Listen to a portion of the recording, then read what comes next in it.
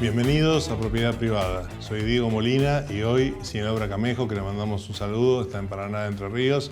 Iniciamos un nuevo programa y en el día de hoy vamos a hablar de inteligencia artificial y para eso recibimos a la doctora Matilde Pérez. Bienvenida, Matilde. ¿Qué tal, Diego? Muchas gracias. Buenas tardes.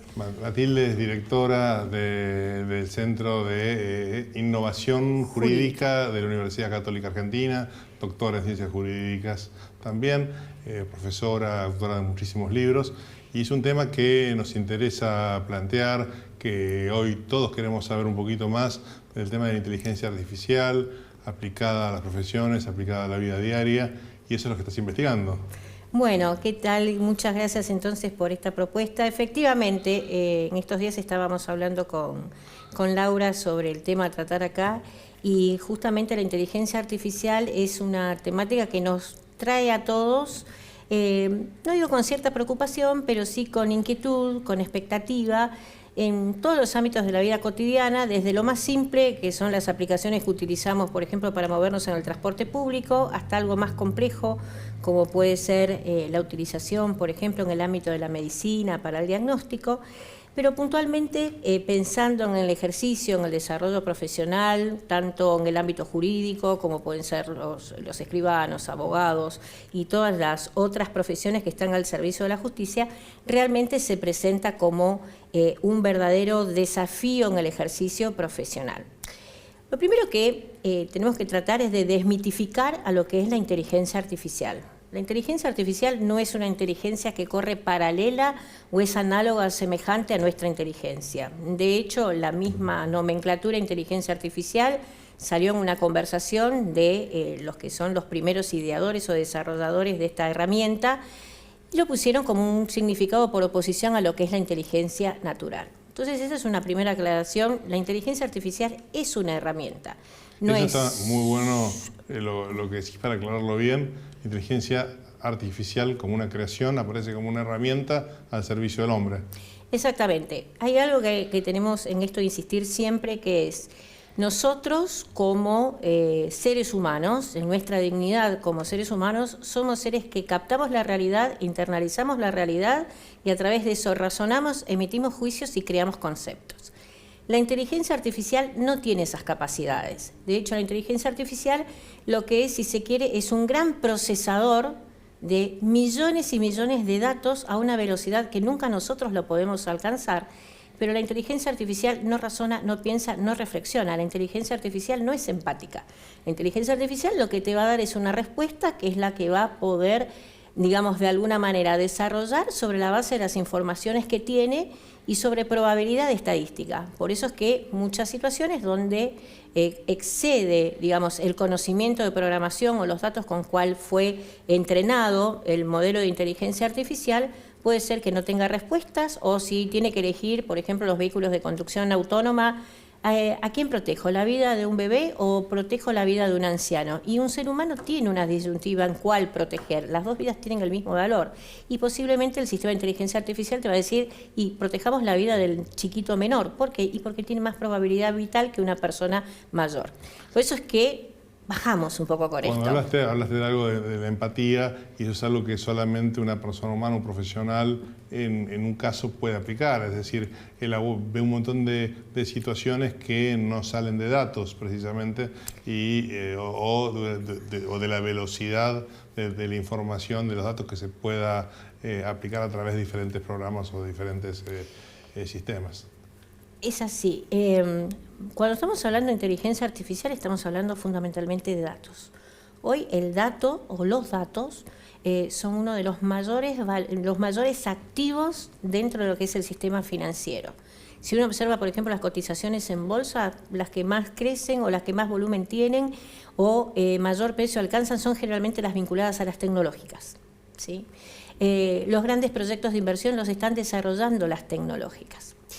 Y esto a nosotros, en nuestro caso puntual como profesionales del derecho, que tenemos que asesorar, que tenemos que brindar ayuda a la gente, que tenemos que tener esa empatía que no tiene el sistema, encontramos en estas herramientas una ayuda muy valiosa. Desde cuestiones que pueden ser quizás tomadas como más sencillas, que es digitalizar protocolos, que eso significa que cualquier persona a lo largo del planeta pueda llegar a acceder al protocolo del archivo del Colegio de Escribanos, Provincia de Buenos Aires, Córdoba o Santa Fe, que están en estos procesos. Pero también hace que el profesional, el escribano, no solamente tenga acceso a la digitalización, sino que las nuevas herramientas que incorporan inteligencia artificial, por ejemplo, pueden contribuir al desarrollo de escrituras, a la seguridad en el tráfico, cuando hablamos de, digamos, la inscripción de los distintos documentos en el registro de la propiedad, cuando estamos hablando de la firma electrónica, la firma digital, cuando estamos hablando de la tokenización, es decir, hay una serie de herramientas que nacen de la inteligencia artificial que al escribano hoy no le hacen perder el rol central que tiene, que es de ser fedatario público y esa función de aconsejar. Y lo mismo sucede con el abogado. Hoy en la abogacía también hay una mediación tecnológica donde el uso de herramientas de inteligencia artificial cada vez es más frecuente en los distintos estudios de abogados, desde los chats, pero también otros sistemas, digamos, proyectos o distintas iniciativas que lo que buscan es, por ejemplo, el tratamiento de datos de jurisprudencia, el poder, digamos, a través del análisis de grandes volúmenes de datos, por ejemplo, establecer estadísticamente qué grupos tienen mayor o menor vulnerabilidad y desde allí poner en marcha mecanismos de control, de protección, sea a través de los colegios de abogados, sea a través de centros de mediación, organizaciones intermedias, y lo estamos viendo también en la justicia, ¿sí? Donde también hay una discusión acerca del rol del juez. Como se discute el rol del escribano, muchos dicen, ¿escribano con tecnología? ¿Para qué? ¿Abogado con tecnología? ¿Para qué? Y si yo le pregunto a cualquiera de los espectadores, ¿ustedes se imaginan una justicia dictada por un robot? Que el robot decida sobre la base fría de un expediente donde a lo mejor quizás tenemos una demanda de daños y perjuicios o donde hay una mala praxis de cualquiera de las profesiones o una demanda vinculada a daños en propiedad horizontal y que te haga una estadística y sobre la base de esa estadística dicte una sentencia, algo absolutamente automatizado y realmente choca. Nunca se puede hacer una valoración matemática en el caso de un daño sin perjuicios, donde hay que evaluar un montón de situaciones particulares. Es que acá volvemos un poco a esto. El juez, digamos, cuando hablamos de juez, el juez es el que, digamos, imparte justicia. Y eso crea la jurisprudencia, es el decir prudente. En la valoración de los casos, el juez sí puede usar la inteligencia artificial, por ejemplo, para análisis o para el estudio de la prueba. Hoy quizás pruebas como la pericial caligráfica, el análisis de firma hológrafa, hace muchos años atrás pierde protagonismo y lo toma las periciales informáticas. Pero se va a valer de eso, se puede valer de la búsqueda de jurisprudencia, se puede valer incluso de la utilización de determinadas herramientas como los chats para hacer borradores o proyectos de sentencia. Esto está ya, digamos, hay precedentes, hay fallos acá en Argentina, hay fallos de la justicia de Córdoba, hay otros fallos en Colombia, en Estados Unidos, en el Reino Unido también, donde acá sí puedo establecer un hilo conductor entre escribanos, abogados, jueces y otros operadores jurídicos, que es cómo juega el uso de las herramientas que utilizan inteligencia artificial con la buena fe del profesional. Cuando cualquiera de los operadores jurídicos en el rol que sea está interactuando con otro sujeto al cual le está brindando su servicio, acá hay un punto clave. ¿Se oculta o se dice que se utiliza inteligencia artificial? Y la buena fe y la ética profesional te indican que vos en aquellos casos o situaciones donde se utiliza la buena fe hay que ponerlo en conocimiento de la otra parte. Lo mismo que el medio cuando se utilizan test genéticos que, digamos, parten del análisis de grandes volúmenes de datos, ¿cómo se usan esos datos? Entonces, acá la buena fe, la ética profesional, el conocer o explicar al otro que nos valemos de estas herramientas es parte de estas nuevas miradas que nosotros tenemos que darle a nuestra profesión. Esto es una mirada totalmente nueva que nos requiere precisamente en la aplicación de inteligencia artificial para diferentes procedimientos, sea profesionales, asesoramientos o recopilación de datos y muchísimas situaciones más. Pero bueno, genera también todo un debate también ético y y que es fundamental dar. O sea, la aplicación de inteligencia artificial en las profesiones, estamos totalmente de acuerdo porque facilita un montón de procesos, un montón de acciones, de realidades, pero por otro lado sin descuidar lo que decís vos. Por un lado la buena fe, la información y por supuesto la empatía y bueno, muchas veces también ese contacto directo de profesional con el cliente. Exactamente. Y además en todo este mecanismo hoy estamos trabajando. Otra cosa que tenemos que tener presente es que hoy el ejercicio profesional más que nunca no se puede hacer de una manera aislada. Hoy acá nosotros, digamos, el derecho como ciencia necesita de las otras ciencias que les sirven, de las otras ciencias sociales, pero también hoy de las ciencias duras. Cuando nosotros estamos hablando en todos estos sistemas, en cualquiera de las 3 áreas de ejercicio profesional, o de las principales áreas, tenemos la administración pública también, que la dejamos acá olvidada, hay principios que son claves que se incorporan a nuestro ejercicio profesional. Una es el norte constitucional. Nosotros, nuestra Constitución ha incorporado una serie de tratados internacionales que se aplican de manera directa. Somos partes de distintos acuerdos, participamos de distintos congresos, jornadas y demás sobre el tratamiento del tema. Estamos trabajando, hay varios proyectos, tanto en el ámbito del Congreso, con relativo éxito en su tratamiento, también hay disposiciones de carácter administrativo, los propios colegios profesionales, donde el tema de la transparencia, que se sepa, que se conozca, por ejemplo, en el ámbito de inteligencia artificial, el uso de los algoritmos. Muchas veces este uso de algoritmos genera algo que se llama cajas negras. Cuando le suministramos información, esa información la trabaja y esa información después resulta en una nueva información. Hay veces que no se sabe exactamente cómo se produce esa información. Esto se llaman cajas negras. Esto es uno de los puntos claves que hay que eliminar y de hecho muchas de las propuestas normativas avanzan en ese sentido. Otro de las temáticas que hay que abordar acá es trabajamos más que nunca con datos. Los datos que nos dan nuestros clientes, los datos que dan aquellas personas que acuden al servicio de justicia, los datos que brinda el administrado, hay un sinfín de datos pequeños, pero esos datos en pequeñito forman un gran conjunto de datos. Ahí te voy a preguntar, sí. Nos vamos a hacer una pausa, pero cuando Perfecto. volvamos a la pausa, quiero preguntar sobre los datos y sobre también la ciberseguridad. Cómo entra en juego acá la protección de datos y la ciberseguridad. Así que nos vamos a una pausa y cuando nos volvemos a encontrar vamos a seguir hablando con Matilde Pérez de Inteligencia Artificial.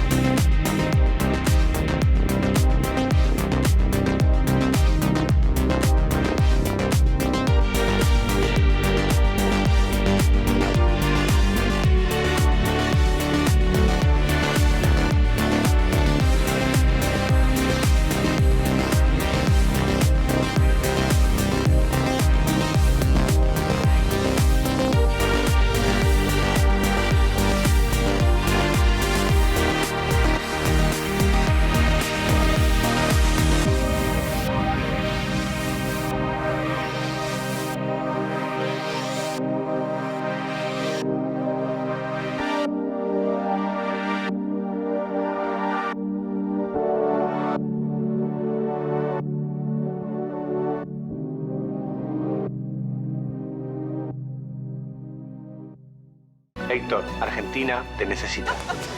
¿Contamos con vos? ¡Conta conmigo, papá! Quiere que vuelva. Esto es 1 a 1, Pablo. Hay que convocarlos a todos. Pensá en macro. Luis Ferreira brinda asesoramiento en seguros para escribanos y tecnología aplicada a la autogestión.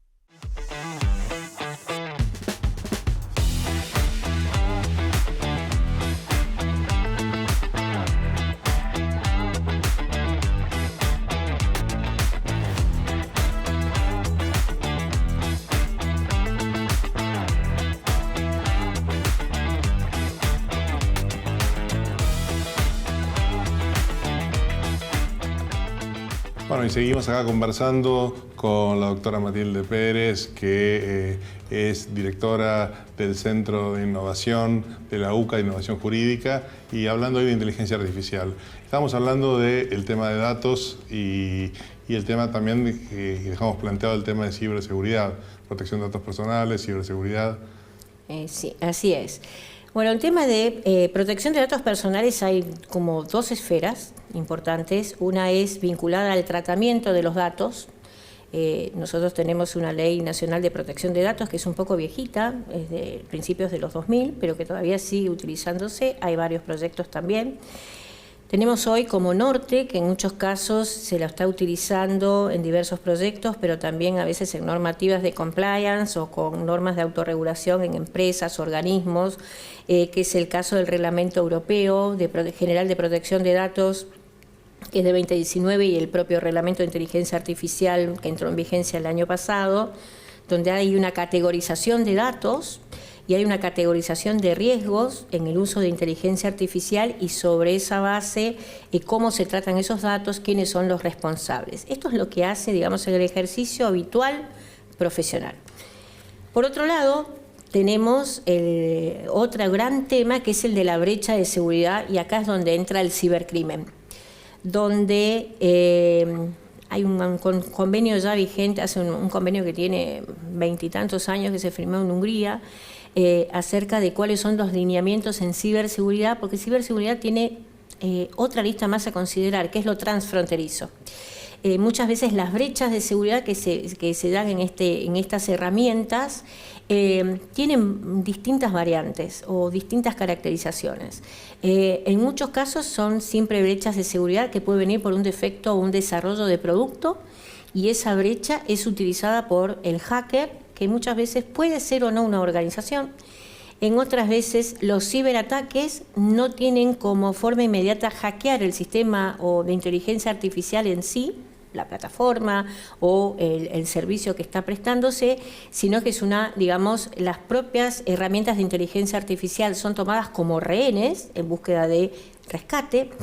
Y otras veces también, yo no soy especialista en ciberseguridad, así que estoy hablando en los lineamientos generales, pero sí también lo tenemos, sobre todo en el ámbito financiero, especialmente con el tema de criptoactivos, donde ahí también es otra de las fuentes para, es un robo, ya no es de guante blanco, sino de guante invisible, como para hacerse con esos criptoactivos.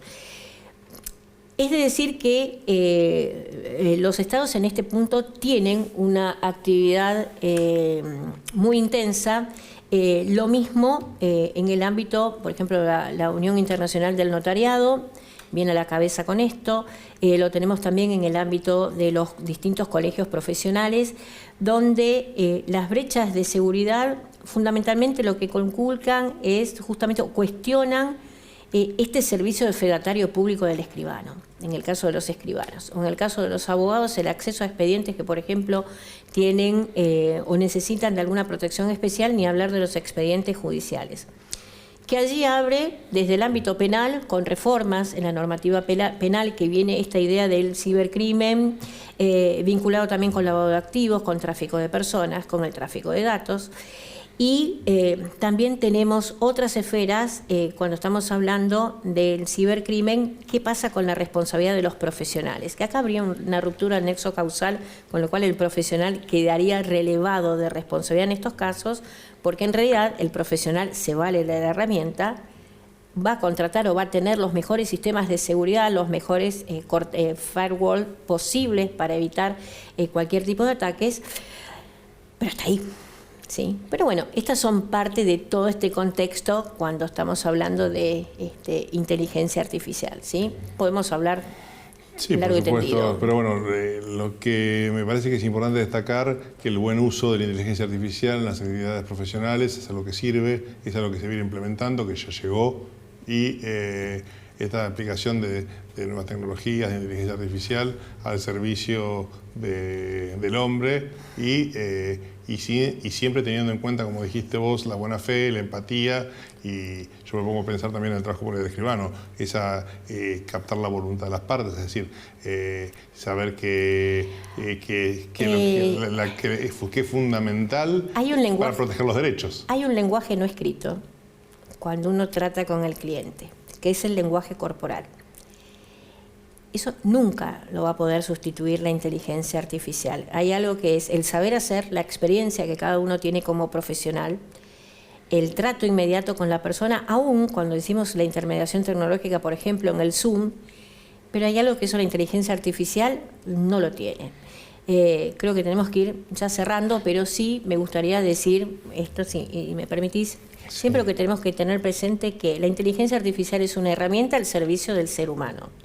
La inteligencia artificial no está llamada a suplantar al ser humano, sino a acompañar al ser humano, como lo han sido las tecnologías tan viejas como la rueda o el arado, lo encontramos hoy en la inteligencia artificial. Es un aliado en la prevención de daños, es un aliado en materia de salud, puede ser un aliado en el desarrollo, la protección del consumidor, un aliado en el desarrollo de una mejor actividad profesional. Hay muchos cultores del transhumanismo, hay muchos cultores de esta idea que en el futuro seremos reemplazados por máquinas, y la verdad sea dicha, es como todas las cosas nuevas, necesitan un tiempo para acomodarse, un tiempo para sentarse, un tiempo para conocer y un tiempo para poder ser más humano.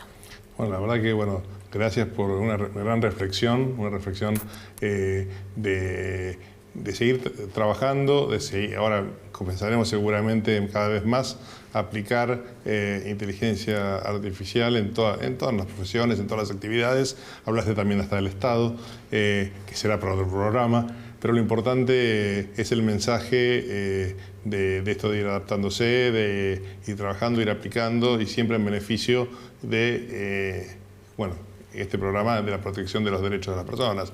Acá nos importa siempre la protección de los derechos, y en base a eso también coincidimos en esta postura. Así que muchísimas gracias, Matilde, por venir. Te estaremos convocando seguramente con algún libro que presentes próximamente, o de estos temas que también que interesan tanto y hay que informarse. Así que gracias, y nosotros nos despedimos de Propiedad Privada hasta la semana que viene.